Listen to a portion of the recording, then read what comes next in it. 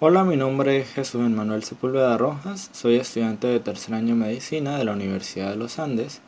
El día de hoy, correspondiente a la cátedra de inmunología, voy a hablar sobre la enfermedad de Kawasaki. Tocaré los puntos de las generalidades, la epidemiología, la etiología, la patogénesis, el diagnóstico, la presentación clínica y el tratamiento de esta enfermedad. Como primer punto, las generalidades.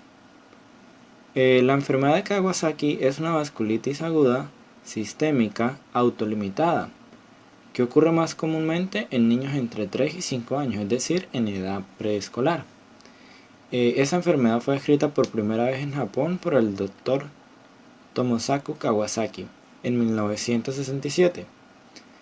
Su etiología es desconocida, no existe un examen diagnóstico específico, pero hallazgos clínicos y de laboratorio pueden ayudar a un reconocimiento precoz y oportuno de esta enfermedad.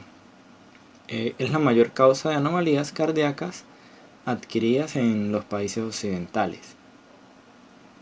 En cuanto a la epidemiología, la mayor prevalencia se reporta en Japón, que corresponde a 134 casos por 100.000 en niños menores de 5 años. En Japón el 85% de los casos ocurren en niños menores de 5 años. Las complicaciones cardiológicas pues han ido disminuyendo, siendo actualmente menores al 5%, y la tasa de mortalidad en Japón pues por esta enfermedad de Kawasaki es de 0,08%. En Estados Unidos la incidencia es de 17,1 casos por 100.000 niños menores de 5 años. Y pues también se ha observado que la enfermedad tiene cierto comportamiento estacional, aumentando el número de casos y de hospitalizaciones también en invierno y en primavera. Se ha demostrado que es 1,5 veces mayor en hombres que en mujeres. En cuanto a la etiología, la etiología de la enfermedad de Kawasaki, desde la manifestación del primer caso reportado en Japón y luego pues más de 40 años de investigación hasta el día de hoy, pues permanece siendo desconocida. Se cree por sus características clínicas que hay un componente pues estacional, por síntomas, por la edad de prevalencia, por el bajo porcentaje de recurrencias y por el inicio de las epidemias con un epicentro claro, pues se cree que esa enfermedad es de origen infeccioso. Se ha encontrado que existe cierta similitud con el cuadro clínico de la acrodinia, que es la hipersensibilidad al mercurio. Este motivo es por el cual se han investigado etiologías por exposición a medicamentos, a toxinas, a pesticidas, a químicos y a metales pesados, sin encontrar aún la relación entre la exposición de estos químicos y la enfermedad. También se ha tratado de cultivar los posibles agentes infecciosos, ya sean agentes bacterianos o agentes virales, tanto en humanos como en animales, y los esfuerzos pues han sido infructuosos. Se ha intentado con bacterias como Streptococcus pyogenes, Staphylococcus aureus, Mycoplasma pneumoniae y Chlamydia pneumoniae. Estas pues han sido esporádicamente relacionadas con la enfermedad de Kawasaki, y también se han hecho intentos con los virus, con virus como adenovirus, como el virus de Epstein-Barr, como el virus del parvovirus B19, como el herpes virus 6, como el virus para la influenza tipo 3, como el VIH, el sarampión, el rotavirus, el dengue y el virus de la varicela zoster. Todos estos han sido relacionados con la enfermedad, pero ninguno ha tenido como esa relación directa. También existe la hipótesis del coronavirus NL63, en la cual en febrero del 2005 se detectó pues este nuevo coronavirus humano llamado New Haven H-CoV en 8 de las 11 muestras respiratorias de pacientes con la enfermedad de Kawasaki. y en uno de los 22 controles por la reacción en cadena reversa de la transcripción de polimerasas. Pero ahora se cree que este virus es el virus reportado como HCoV-NL63 y su relación con la enfermedad de Kawasaki no ha mostrado resultados que sean concluyentes.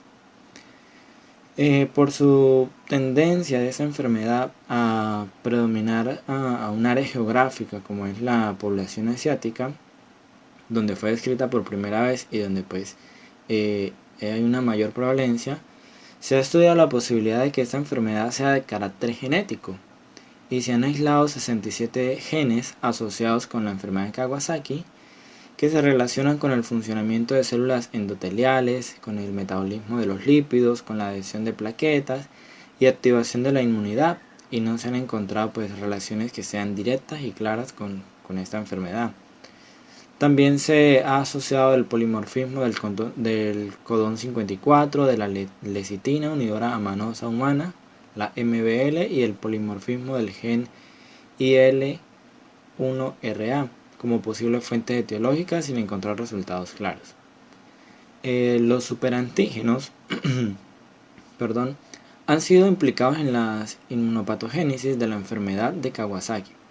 Los superantígenos son proteínas microbianas que se unen a los linfocitos y a las células presentadoras de antígeno y disparan una desproporcionada respuesta inmune que no es específica.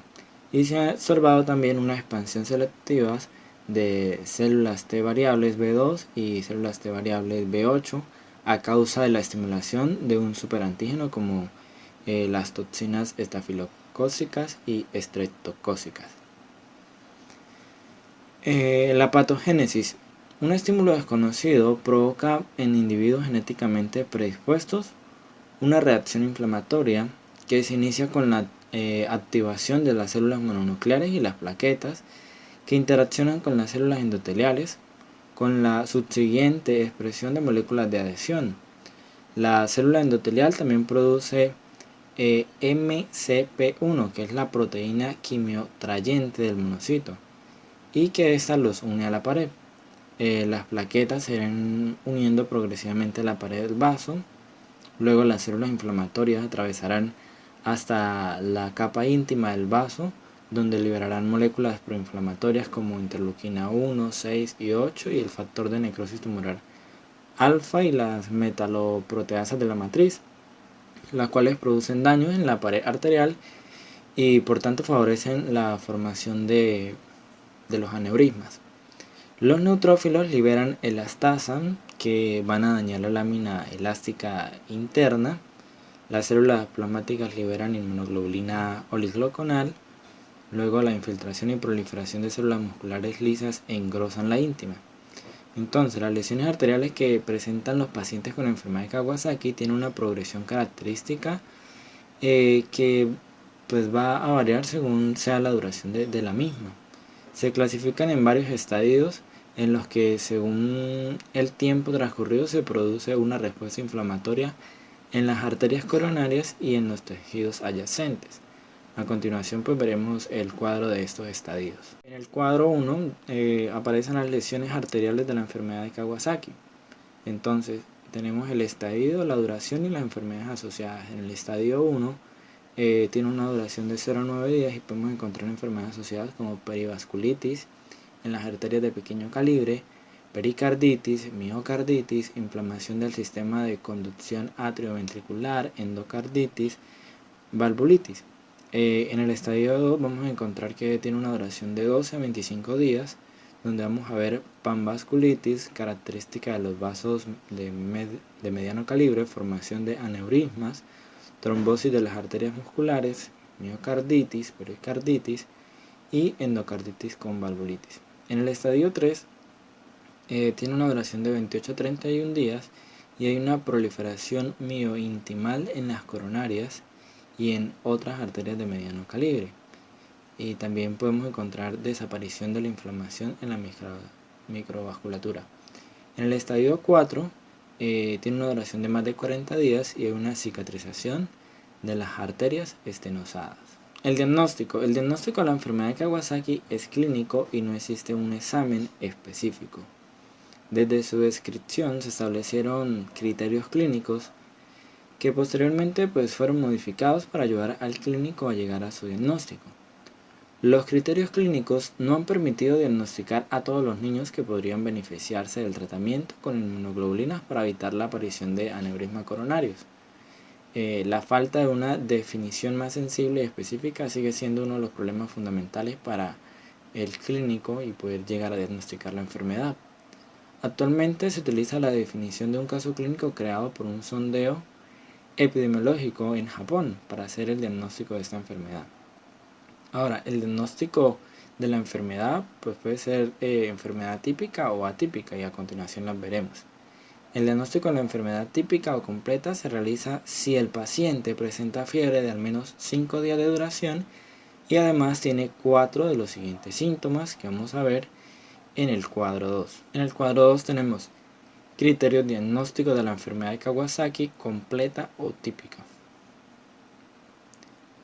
En el cuadro 2 tenemos el criterio y las características. Tenemos la inyección conjuntival que puede ser bilateral, vulvar, no purulenta y poco después de la aparición de la fiebre y se resuelve rápidamente. Tenemos exantema polimorfo generalizado, que aparece un exantema eritematoso usualmente al día 5 del inicio de la fiebre. El RAS toma varias formas, usualmente maculopapular difuso. En un estadio temprano se encuentra en la ingle y en estadios más avanzados se encuentran en el tronco y en las extremidades. También vamos a encontrar descamación, eritema y edema de palmas y plantas, que puede ser doloroso, ocurre en la fase aguda y puede ir acompañado de induración. Podemos encontrar eritema orofaringeo, donde vamos a encontrar escoriaciones en los labios, lengua en frambuesa y eritema difuso. Y podemos encontrar linfadenopatías cervicales de tipo unilateral mayor de 1,5 centímetros. Usualmente estos hallazgos clínicos no aparecen al mismo tiempo. Se ha observado que durante la fase aguda, los primeros 7 días, aparecen la mayoría de los síntomas. Tenemos la fase de convalecencia, que dura aproximadamente de 6 a 8 semanas, en la cual se da una resolución de los síntomas y normalización de los exámenes de laboratorio. La enfermedad de Kawasaki es una enfermedad autolimitada, donde los signos y síntomas evolucionan en los primeros 10 días de la enfermedad para desaparecer progresivamente en la mayoría de los niños, incluso cuando hay ausencia de un tratamiento. Pero también tenemos unos criterios diagnósticos para una forma atípica de enfermedad de Kawasaki, también llamada incompleta, y lo veremos aquí en el cuadro 3. Estos criterios son por lo menos 2 de los criterios clínicos para enfermedad de Kawasaki completa o típica: ausencia de otra alteración que pudiera producir la enfermedad, exámenes de laboratorio consistentes con inflamación sistémica severa, fiebre de por lo menos 5 días de duración, ectasia de las arterias coronarias o disfunción del ventrículo izquierdo, diagnosticados por ecocardiografía. Las formas incompletas de la enfermedad parecen ser más frecuentes en los niños, que son más pequeños. En general, los exámenes de laboratorio son considerados como buenas herramientas para el diagnóstico, como lo dije iniciando el punto del diagnóstico. Es común encontrar leucocitosis, anemia, sedimentación y proteínas C reactivas aumentadas. La bilirrubina sérica puede estar ligeramente aumentada también. Entonces, la leucocitosis es frecuente con predominio de granulocitos y con formas inmaduras. La anemia normocítica normocrómica es frecuente. La elevación de la velocidad de sedimentación globular y de proteína C reactiva es casi una constante de la enfermedad. Y tenemos la trombopenia, que raramente se observa en la fase aguda de la enfermedad y puede ser un signo de una forma de presentación grave de la enfermedad. Tenemos la trombocitosis, que aparece habitualmente en la segunda semana de la enfermedad, llegando a su pico en la tercera semana.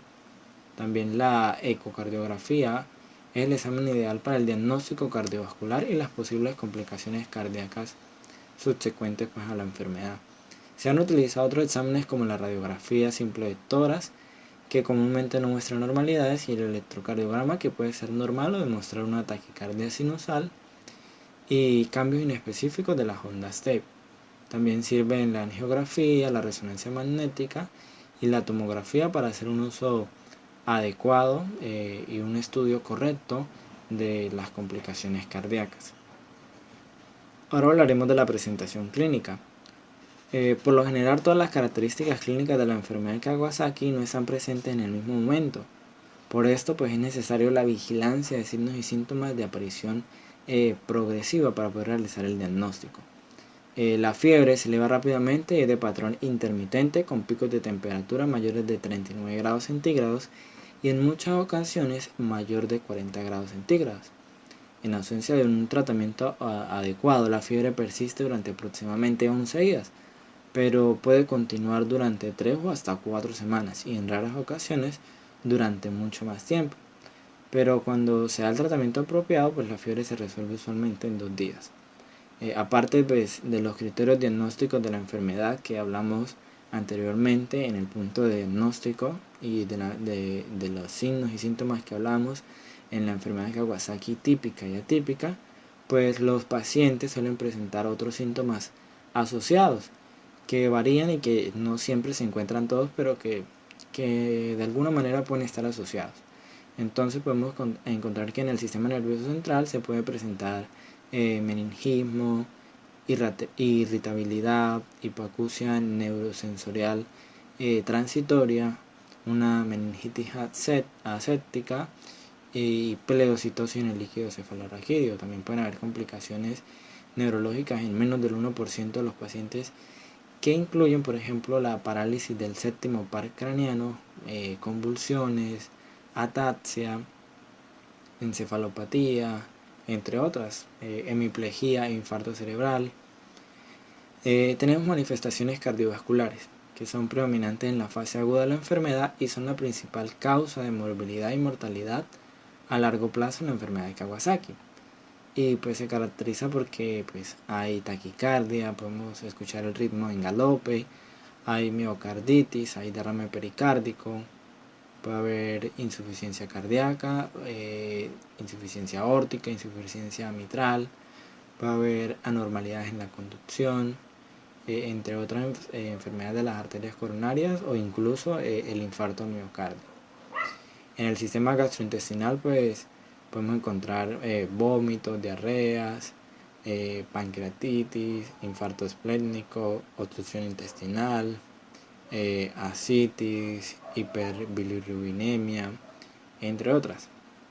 En el sistema genitourinario pues se puede presentar el priapismo, la epididimitis, orquitis, cistitis, prostatitis, síndrome nefrótico, entre otras. En el sistema musculoesquelético pueden haber artritis aséptica, miositis, necrosis vascular de la cabeza del fémur y también pueden haber artralgias. Y algo pues importante pues es las uñas con líneas de Biot. Aproximadamente de 1 a 2 meses tras iniciarse la fiebre aparecen estos surcos transversos que son profundos en las uñas. El tratamiento. La terapia principal en la enfermedad es la inmunoglobulina intravenosa.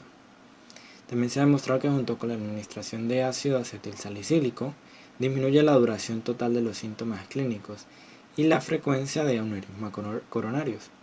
Los pacientes que reciben tratamiento en los primeros 7 días de la enfermedad tienen una respuesta favorable y la no respuesta al tratamiento pues debe considerarse como un mal pronóstico y un aumento en la posibilidad de que haya aneurismas pues, a nivel de las arterias coronarias. El mecanismo de acción de la inmunoglobulina intravenosa pues, es desconocido, pero se ha asociado a la supresión de activación de monocitos y macrófagos, a estimulación de los receptores de inhibición de la respuesta inmune, bloqueo de la interacción entre el endotelio y las células T natural killer. Y pues en un estudio realizado en Japón se demostró que la inmunoglobulina intravenosa reduce el estrés oxidativo que se produce en los vasos sanguíneos cuando se encuentra la enfermedad de Kawasaki en una etapa aguda, en una fase aguda. La terapia administrada de inmunoglobulina intravenosa pues se da en una dosis única de 2 gramos sobre kilogramos en infusiones durante 10 a 12 horas. Se recomienda administrar la dosis entre el quinto y el séptimo día de la enfermedad, preferiblemente antes del 10º día. Se recomienda administrar la inmunoglobulina pasados los 10 días de la enfermedad si persiste la fiebre o si hay una evidencia de inflamación sistémica. Y puede haber una segunda dosis de la inmunoglobulina que debe ser administrada a las 36 o 48 horas en pacientes que no muestran una mejoría clínica. Muchas gracias.